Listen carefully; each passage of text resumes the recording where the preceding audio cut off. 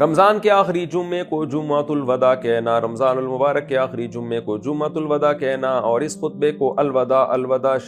اس خطبے میں الوداع الوداع شہر رمضان پڑھنا کیسا ہے؟ ارمان صاحب یو پی سے، یہ بھی نبی سے ثابت نہیں ہے، اور اس کو جمعۃ الوداع کہنا کی بھی کوئی شرعی دلیل نہیں ہے،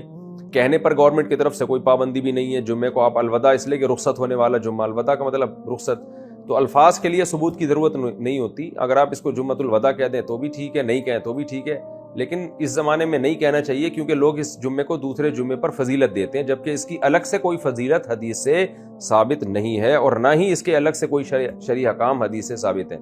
ہاں، لوگوں کی طبیعت میں ایک جوش اس بیس پر ہوتا ہے کہ اب انسان کے بچے بن جاؤ، اب آخری جمعہ آ گیا اور بڑا دن آ گیا، اب جمعہ بھی رمضان میں نہیں آئے گا، تو ایک اس بیس پر ایک تھوڑا سا احساس ہوتا ہے۔ وہ احساس ہونا برا عمل نہیں ہے، بلکہ اچھی ایمان کی علامت ہے کہ بھئی اب جا رہا ہے، یعنی جمعے بھی سارے ختم ہو گئے، اب رمضان کا ہمیں جمعہ بھی نہیں ملے گا، تو اس بیس پہ کسی کے دل میں آخری جمعہ آنے سے عبادت کا جذبہ پیدا ہو جائے تو اس پہ کوئی گورنمنٹ کی طرف سے اور اللہ کی طرف سے پابندی نہیں ہے، لیکن اس کے کوئی الگ سے شرعی احکام نہیں ہے جمعۃ الوداع کے، نہ اس کی کوئی الگ سے شریعت میں فضیلت ہے۔ اور اس دوران خطبے میں یہ پڑھنا